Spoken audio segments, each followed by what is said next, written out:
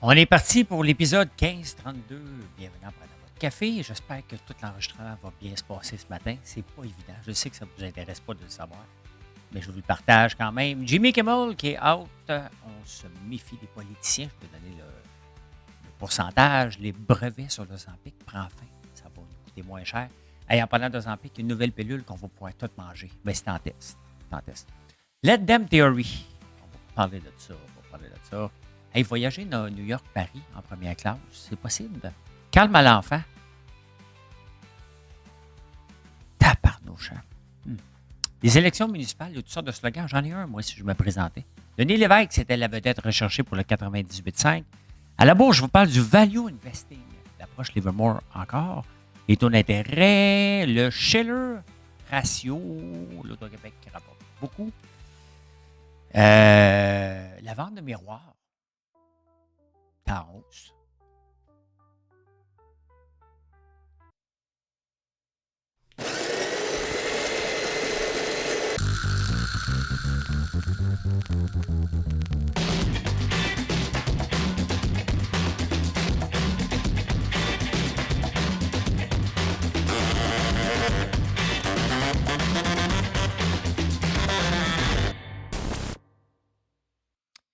Ben oui, toi, la vente des miroirs qui est en hausse, c'est pas la affaire.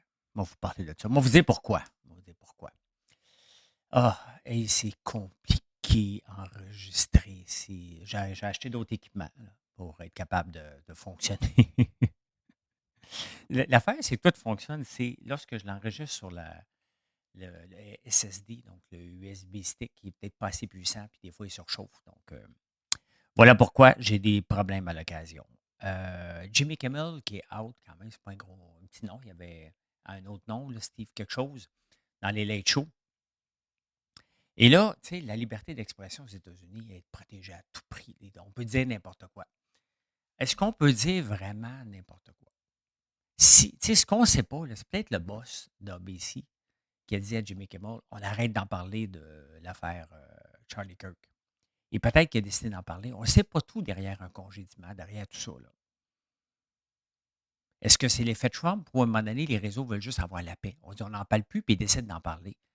La liberté d'expression, là, avez-vous entendu beaucoup de chroniqueurs à Cube envoyer chier Pierre-Carl Pellado? Mais non. Hein? Donc, il faut voir derrière tout ça, est-ce que c'est vraiment de la liberté d'expression qui est mise à mal? La liberté d'expression ne vient pas d'aller contre les directives de ton boss. Là.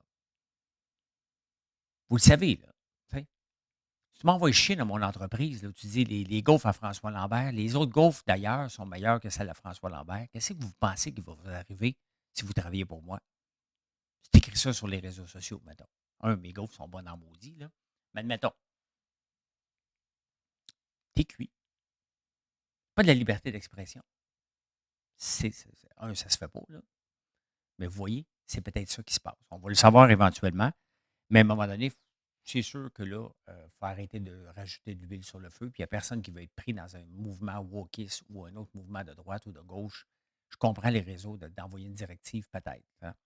C'est ma vision, de toute façon. C'est ça qu'on jase, c'est de l'opinion. Fait que c'est ça. En parlant d'opinion, on n'aime pas les politiciens, hein? Mais au Canada, on est moins pire qu'ailleurs. Ailleurs, la moyenne dans le monde, c'est 42. On n'aime pas les politiciens. On ne fait pas confiance aux politiciens. 42 de la population ne fait pas confiance aux politiciens. Au Québec, c'est 26. C'est quand même grave. De toute façon, on ne trosse pas les entrepreneurs anyway. C'est probablement dans la même catégorie qu'on est les entrepreneurs. Donc, ouais, on se méfie des politiciens à 26 au Québec, moyenne de 42. La pire place, puis on le sait, là, il y a tellement eu de crosse là-bas, c'est en Italie. Là, on parle des pays démocrates, là, démocratiquement. Là. Pas les, euh, les dictatures. Les dictatures, on trosse les politiciens à 100. Trosses-tu le politicien? Oui, non, t'es plus là pour en parler. On t'a éliminé. C'est à peu près ça. Et vous savez que le brevet d'Ozempic, il est supposé être là encore longtemps. Il y a eu une erreur au Canada. Ils n'ont pas renouvelé leur brevet Tu dois le renouveler, j'imagine, aux ans. Là, je ne sais pas trop comment ça marche. Mais ils ne l'ont pas renouvelé, puis je vous en ai parlé quelques fois. Mais là, ça vient à échéance le 4 janvier 2026. Et on s'attend à une baisse de prix de 70. Il va y avoir de l'Ozempic générique ici. La personne qui a fait cette erreur-là va probablement, probablement congédier. Là. Tu sais, ils ont reçu 2, 3 emails disant Hey, il faudrait que tu renouvelles, puis ils ne l'ont pas fait. Donc, ben, il vient à échéance le 4 janvier 2026. Ça coûte à peu près 400$ par mois. Là. Je ne sais pas si l'Ozempic, là, ceux qui le sont le savent, là. Mais d'après les chiffres que j'ai eus, c'est à peu près 400$ par mois. Ça va tomber à 50$ par mois pour la même formule, là, dans le fond. Donc, est-ce qu'il va y avoir une augmentation fulgurante de l'Ozempic? Il y en a dans les journaux tout le temps. Là. Que ce soit Ozempic ou Mounjaro, peu importe. Là.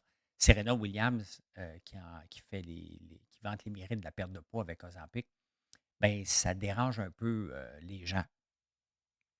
Tout ça, donc, parce qu'ils disaient ce qu'on doit faire, doit souligner. Mais s'il y a un médicament qui n'est pas dangereux pour la santé, qui permet d'avoir un poids santé, est-ce que c'est la solution à notre style de vie euh, moderne, si on veut? Là? Ben, si c'est ça, est-ce qu'il y a un problème?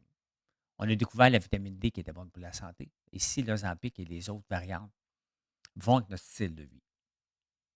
D'ailleurs, ils ont trouvé un autre très bon effet sur l'Ozempic, plus moins 25 de risque de crise cardiaque. Donc, si c'est ça la solution à notre style de vie, bien, pourquoi pas? Pourquoi pas?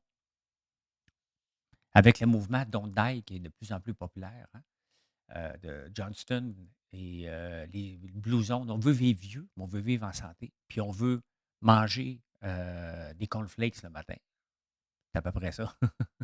Manger des chips le soir. C'est ça qu'on veut, ben, ça prend des pilules pour ça. Et si c'est ça la solution, ben c'est ça la solution. Vous êtes-vous inscrit au cartel du pain? La réclamation. Là, ça se peut qu'il y ait trop de monde qui se sont inscrits. Fait que j'en parle, mais arrêtez, allez-y pas. Je vais avoir mon 100$. Il y a trop de monde qui s'inscrit. 500 000 personnes se sont inscrites en 8 jours au Québec. Ça, c'est sans compter le restant du Canada. Là. Donc, 500 000. Je ne sais pas si c'est au Québec seulement. Je sais pas. Fait qu'il risque d'avoir trop de monde. C'est déjà arrivé avec Dolorama qui avait un recours collectif. Il y a trop de monde qui se sont inscrits, fait que ça revenait à une pièce par personne. Donc, le juge a dit, regarde, on ne donne pas une scène. Là. Fait que finalement, Dolorama n'a pas eu à payer ou c'est les avocats qui se sont mis tout dans les poches. Là. Je ne sais pas trop quoi. Mais il risque d'avoir trop de monde, fait qu'on n'aura pas 100$. Là.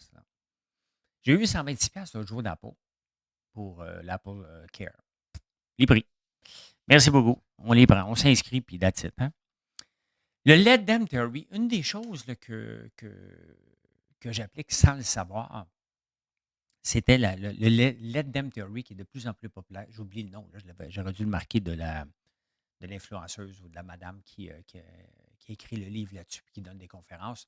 C'est que dans le fond, là, pour être capable de fonctionner, il faut que tu abandonnes ce qu'on ne peut pas contrôler. Moi, c'est pour ça que je n'ai pas le gène de l'envie. Là. Il n'y a pas de gène de l'envie. Vous en pas, je ne suis pas un médecin, je ne suis pas un scientifique, là, avant que le monde capote. Hey, il n'y a pas de gène de l'envie. J'envie pas personne.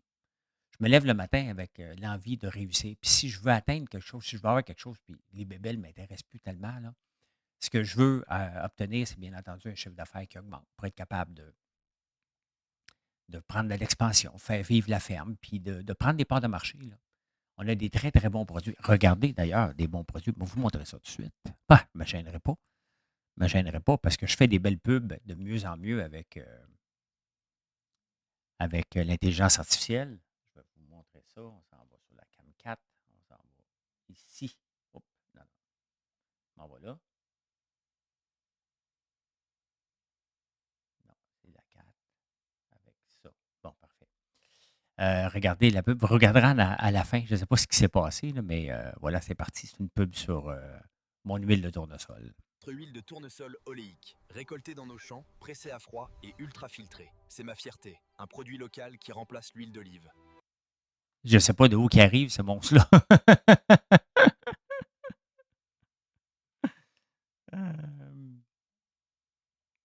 Je ne sais pas de où qu'il arrive, lui, là, mais il fait peur.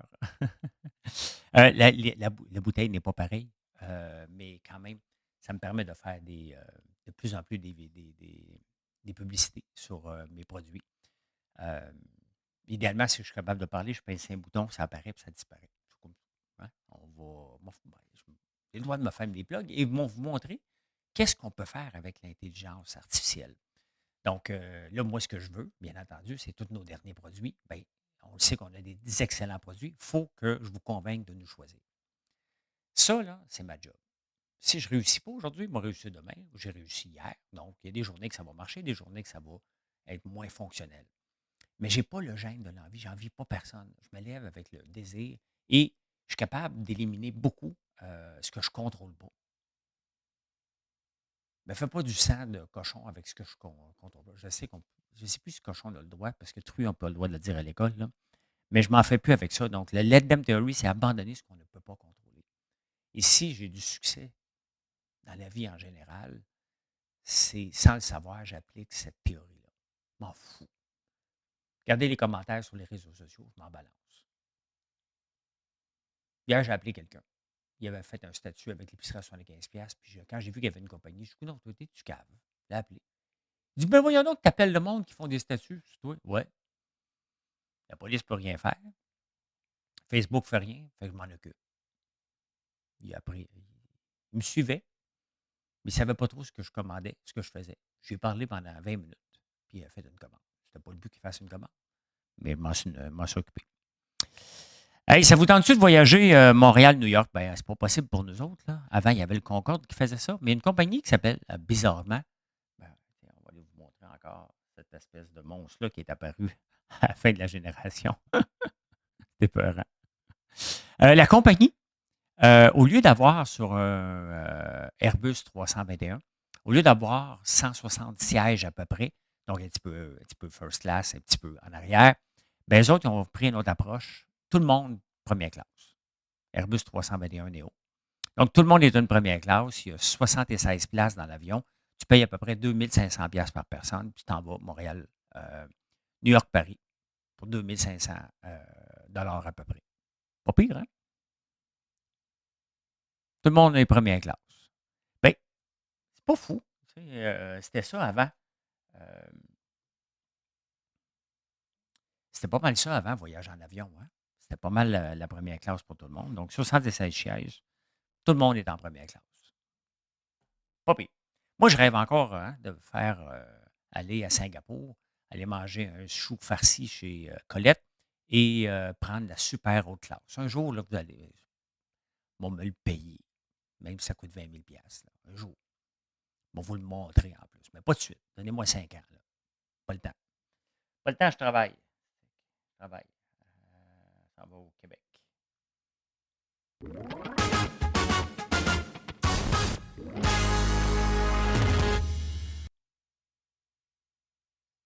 OK, ça revient tout de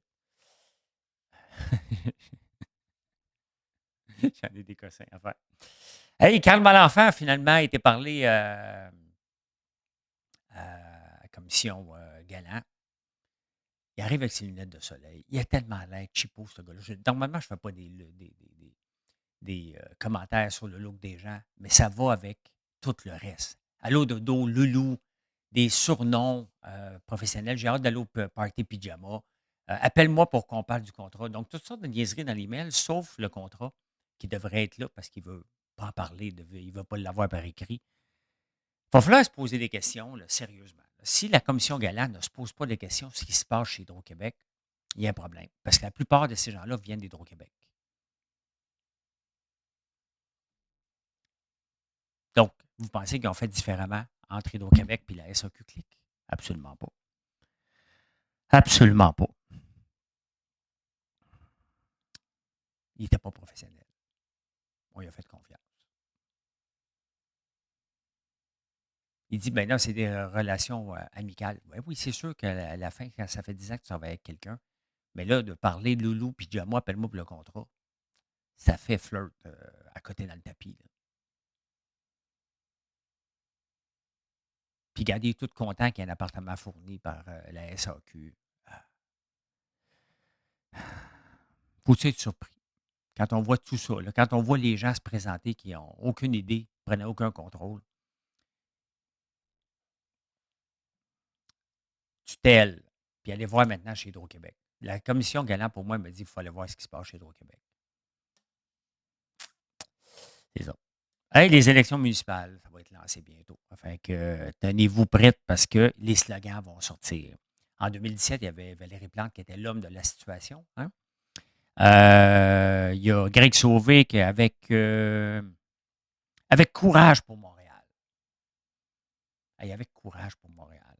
Un slogan winner en tabarnouche, hein, ça. Moi, j'en ai un. J'en ai un. Je voulais faire une vidéo là-dessus, j'ai pas eu le temps. Mais mon slogan pour moi, ce serait Congédions Montréal.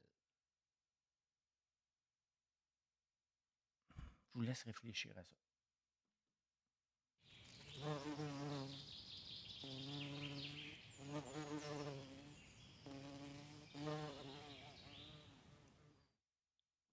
Es-tu bon? Je veux le savoir dans les commentaires. Congédions Montréal. Il y a trop de monde. Ce serait ça mon slogan.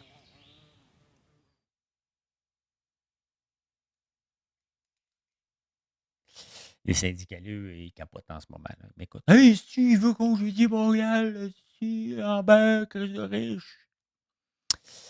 Denis Lévesque est la vedette que le 98.5 cherchait pour le week-end. Hein, parce qu'Élisabeth Crête était là le week-end, mais elle s'est fait tasser. Semblerait parce qu'il voudrait une vedette. Donc, ils l'ont. Denis Lévesque va faire le matin au 98.5. Moi, je la trouvais bonne, Élisabeth Crête. Denis Lévesque, je l'aime aussi. Je cherche des collaborateurs. Appelle-moi pas, Denis. Si tu m'appelles, m'a dit oui, mais maudit, je vais avoir mes week-ends. Il m'appellera pas. Il m'appellera pas, mon Denis. Mais est-ce que ça va monter les codes d'écoute du 98.5 le week-end? Il commence à avoir une bataille le week-end. Là.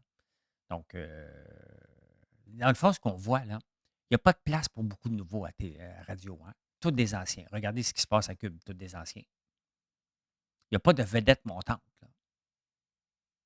Il y a pas, Elisabeth Crête aurait pu l'être, mais les codes d'écoute n'étaient pas là. Fait que les gens veulent entendre des gens connus. C'est comme ça. C'est comme ça. Est-ce que Legault peut regagner le cœur des Québécois? Il y a 1 an pour le faire. Es-tu capable? S'il n'a pas été capable de le faire en 7 ans, se renouveler, contrôler la bureaucratie, pensez-vous qu'il est capable de le faire en 1 an? Il dit que ça prend un traitement choc sur la bureaucratie. Comment il va réussir ça? En 1 an, considérant le gouvernement qui augmente à vue d'œil. Comment il va réussir ça? Il était supposé, avec les médecins, c'était supposé brasser en tabarnouche. Est-ce que ça brasse? Non. Je ne pense pas qu'il va être capable de regagner le cœur des Québécois. Je ne pense pas que le traitement choc de la bureaucratie va être capable. Pas avec les joueurs que là. Ça prend des ministres qui ont le courage. Ils veulent tous se faire élire.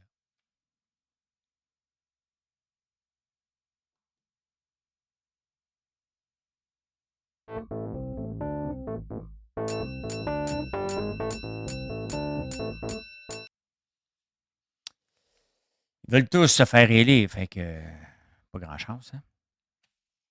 Et Cracker Barrel, on en avait parlé un petit peu ici.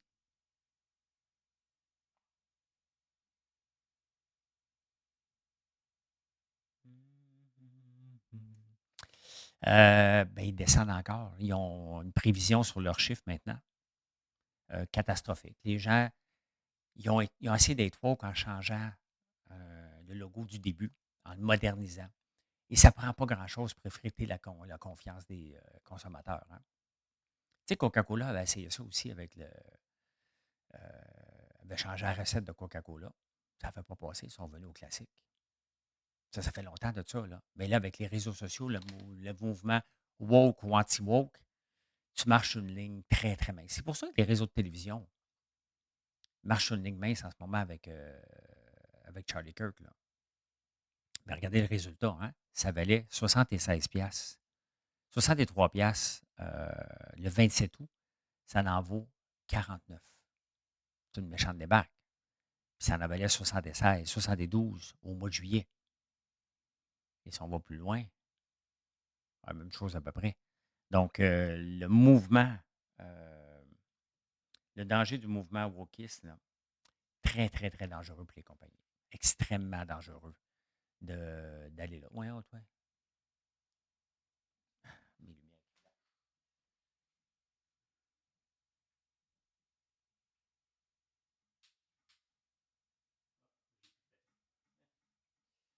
Je vais pas recharger mes batteries.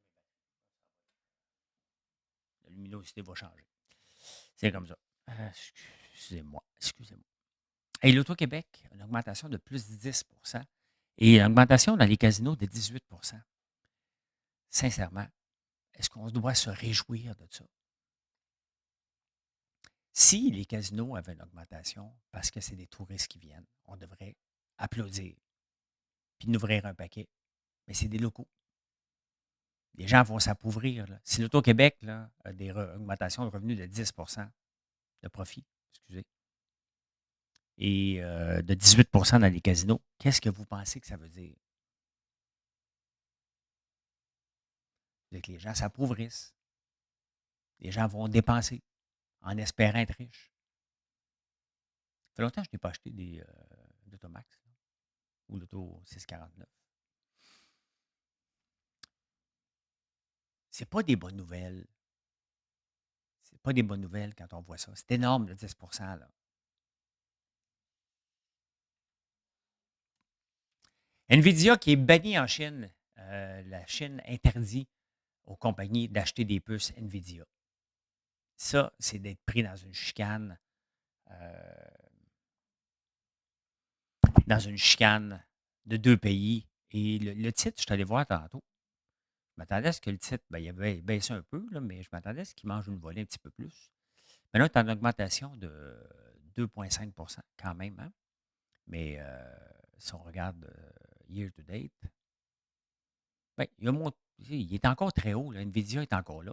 Mais la Chine, ce qu'elle dit, elle dit non, regarde-moi là, ta cochonnerie, je ne veux pas. Je ne veux pas de ta puce de deuxième ordre, je veux la meilleure. Fait que si tu ne donnes pas la meilleure, je ne l'achète pas.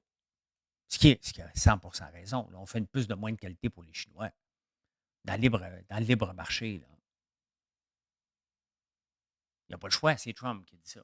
Mais quand même, ils n'en veulent pas, la Chine, avec raison. Donc, est banni pour le moment. Alibaba fait des puces maintenant. Donc, les Chinois vont acheter probablement les puces. C'est un jeu dangereux que les États-Unis jouent avec Nvidia. C'est dommage. C'est dommage, mais en même temps, ça va calmer un peu le titre qui est en surchauffe. Là. Donc, ça va calmer parce que s'ils commencent à vendre trop de puces en Chine, le monde va partir encore en fou. Puis c'est dangereux qu'on soit dans une bulle en ce moment. Là. La bulle, là, on ne le sait jamais tant qu'elle n'est pas pétée. Hein? Mais c'est bien évident qu'on voit des surévaluations. D'ailleurs, il y a le Shiller Ratio.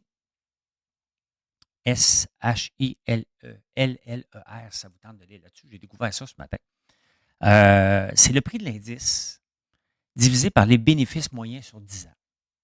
Donc, mettons, l'indice S&P 500 est à 6 000 quelque chose.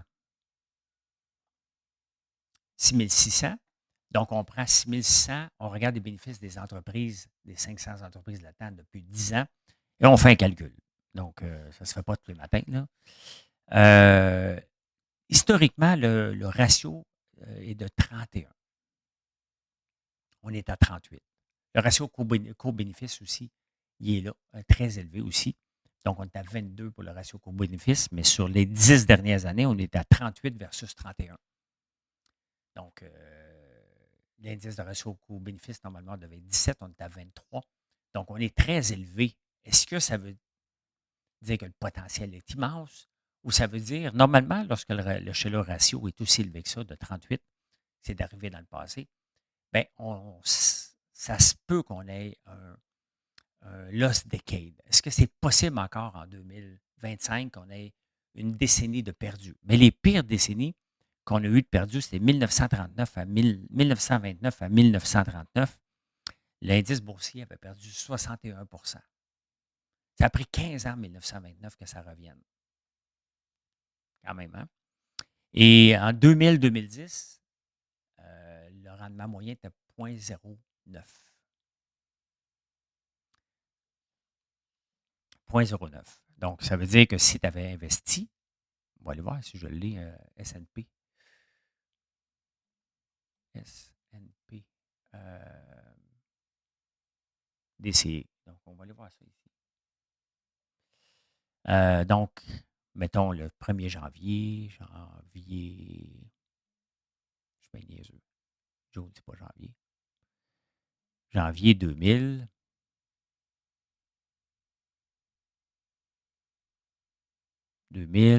À décembre 2010.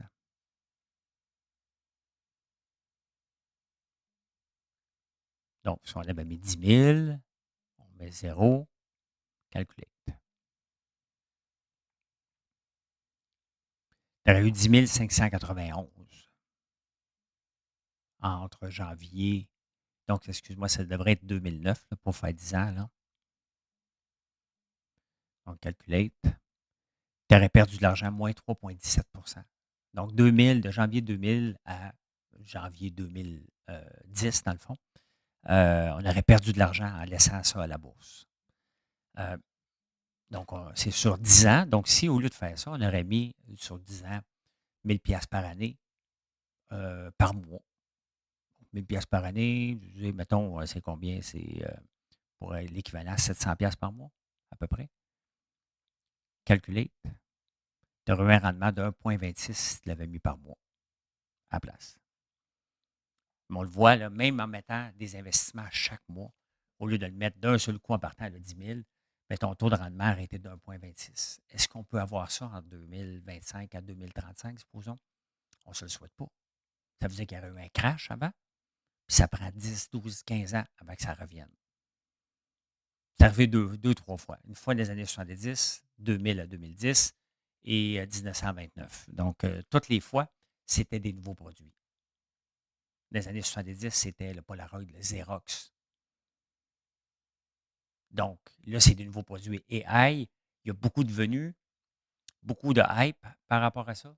Donc, mais vous voyez, la pub que je viens de faire, il y a quand même des utilités. Je paye pour avoir cette vidéo-là. Là. Et je l'utilise. Ça me rapporte des revenus. C'est comme ça. Donc, si ça me rapporte des revenus, ben, c'est correct. Mais le Lost Decade, on pourrait en avoir un autre. On n'en veut pas. Regarde des gens qui arrivent comme moi, là, à 58 ans, 60 ans, 70 ans, qui ont des placements en bourse, qui en vivent. Est-ce qu'on va avoir un Lost Decade? Ben non. Manquer de temps, là. Ça veut-tu dire qu'il faut déplacer nos placements? Bien, il y a une équipe qui gère ça, là, mais on s'en va où? Si on n'avait pas mis de l'argent en bourse il y a 5 ans, est-ce qu'on a, puis on aurait été dans le cash, est-ce qu'on aurait eu un bénéfice? Il faut voir les 5 dernières années. C'est pour ça que des placements, il faut les faire à long terme. Mettons que je perds une décade, mais que j'ai eu un beau rendement sur les 10 dernières années. Est-ce que je suis perdant d'avoir été plus action que cash? La réponse est non. Malgré tout ça, là, la réponse est non. C'est juste qu'on ne veut pas. Hein? Hey, les taux d'intérêt ben, qui ont baissé aux États-Unis aussi. Donc, Trump a eu sa baisse de taux d'intérêt. Ici aussi, c'est le cas. Mais si on va voir,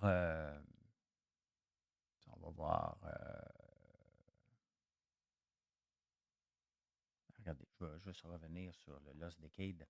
Ben, j'avais sorti. En 1929, le marché avait chuté de 13,54 1930, il a encore perdu moins 27 1931, moins 48 et en 1932, moins 8,46 Il y a une forte reprise en 1933 de 45 et 97. Donc, c'était le Lost Decade. Ça, c'est la compagnie. Les taux hypothécaires, je suis allé voir sur ratehub.ca et les meilleurs taux hypothécaires en ce moment, c'est Trust Company, de Big Six Bank, je ne connais pas, CIBC. Donc, on est en bas de 4, hein, où on frôle à l'entour de 4. Le vrai chiffre qui va faire une différence, c'est lorsqu'on va avoir des taux d'intérêt en bas de 3 sur variable. Donc, type de taux. Y a-t-il des types de taux ici? Variable. Ben, regardez, on est à 3,70 variable. Donc, ça, c'est le prix d'achat. Si tu veux simuler, là. Donc, tu peux simuler ça sur Rate Hub. Là. Donc, maintenant, ouais, c'est ça.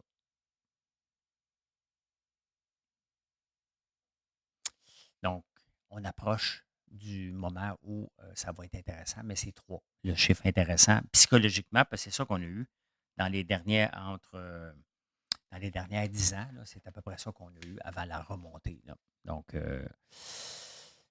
voilà. Voilà. Le value investing. Ça, je vous en parle souvent, c'est l'approche Livermore. Et c'est quoi le value investing?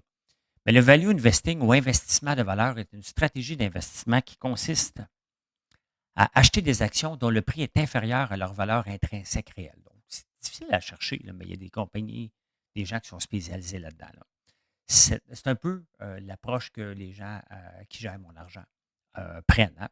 Cette philosophie repose sur l'idée que le marché peut sous-estimer certaines entreprises en raison de réactions excessives à court terme. Sauf que j'ai été voir, il y a un fonds qu'on peut suivre, hein. Il y a un fonds qu'on peut suivre qui s'appelle MTUM. iShare MTUM, il y a une très, très belle progression, ce fonds-là, mais vraiment très belle. Sauf quand j'ai été voir les actifs de ça, parce qu'on le voit là, il y a un très beau. Est-ce que ça peut se maintenir? Eux autres, ils recherchent des compagnies. Donc, ça, on va voir ici. J'ai été voir, c'était quoi leur holding? Broadcom, Oracle, JP Morgan, Meta, Palantir, Microsoft, Nvidia, Netflix. Est-ce que ces compagnies-là sont sous-évaluées? Mais ce n'est pas seulement sous-évalué. Je me suis posé des questions par rapport à ça. C'est le momentum. Ces compagnies-là ont le momentum. Donc, un peu l'approche Livermore qui dit essayons pas d'avoir raison trop vite. Attendons que le marché soit lancé. Et quand on regarde toutes ces compagnies-là, le marché est lancé. Maintenant, ces compagnies-là, ce fonds-là doit prendre des décisions à quel moment qu'on vend l'entreprise, à quel moment que le momentum est dépassé. Donc, mais c'est intéressant. C'est un autre titre peut-être un peu plus défensif. MTUM, donc si on regarde encore MTUM, mettons sur Hall, il était lancé quand, ça? En 2013, à 48, ça en vaut 253. C'est intéressant. Si je regarde l'autre fonds que je vous parle, presque toujours, IGM, et je regarde, qui était lancé aussi en 2001, lui, de 9,50 à 123. Donc, 2013, il était à combien si on compare? De 11. Vous voyez, c'est quand même des très, très bonnes progressions, là. Donc, c'est intéressant encore là, des fonds mutuels. Je ne l'ai pas, mais MTUM, hein. Mais ils ont manqué le bateau entre 2022. Pendant 2 ans, là, il ne s'est rien passé. Ils ont perdu leur twist. Mais intéressant. L'approche Livermore, c'est une approche que j'aime regarder de plus en plus. Puis le momentum, au lieu d'essayer de deviner, parce que c'est ça des fois que les gens font à la bourse, on essaie de deviner. Hey, ça va monter. Donc, tu attends que ça monte. Puis quand le momentum est lancé, bien là, tu embarques dedans. On s'en va, on s'en va, on s'en va. Insolite.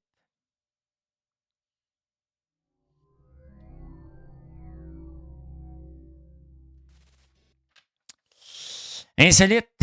Hey, la sauce Worcestershire. On en prend moins ici, mais en Angleterre, c'est très populaire.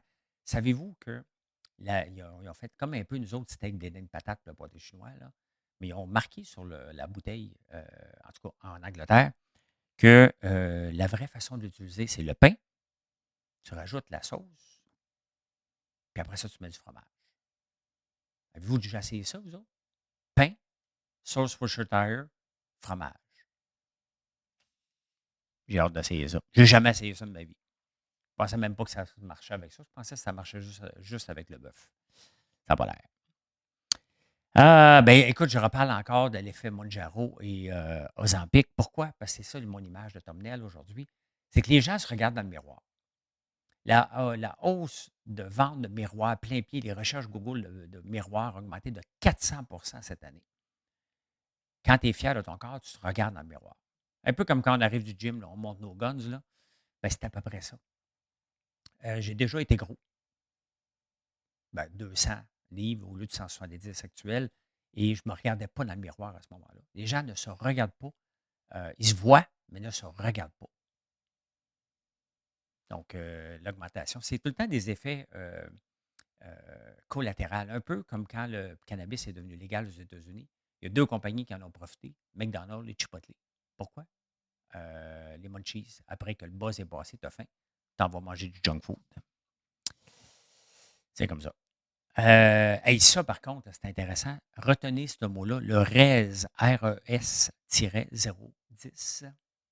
Et qu'est-ce que ça veut dire, ça? C'est un nouveau médicament qui est en test. Et ça, ce médicament-là, contrairement aux autres qui enlèvent la faim, Ozempic et Mounjaro, celui-là, il ne t'enlève pas la faim, sauf qu'il gère des graisses d'une façon différente. Donc, tu peux manger tout ce que tu veux sans prendre de poids. C'est pas encore sur le marché, mais ça, on s'entend dessus. Mettons, tu veux manger de la junk. Là. Idéalement, tu en prends juste quand tu veux manger de la merde. Là. Tu veux manger de la junk, ah ouais, une petite pilule. Hey, ça serait parfait. Je vais m'en acheter une caisse. Moi qui me retiens de manger de la junk. Là. Ben là, ce que je peux dire, c'est ceci. Ça a bien été. Bien content de vous offrir un show qui a de l'allure ce matin. Ça va avoir la lumière, mais sans être stressé que ça pète et que ça fait 6 fois que je recommence. Merci d'être là. Venez nous voir sur françoislambert.one. Choisissez-nous pour nos produits. Puis si vous utilisez de l'huile d'olive dans votre maison, ben, j'ai enfin quelque chose pour vous. Notre huile de tournesol, qui est un bon remplacement, qui est plus haute en teneur en, en point de fumée. Et c'était fait au Québec par votre humble serviteur. Merci d'être là. Bye. Bonne journée.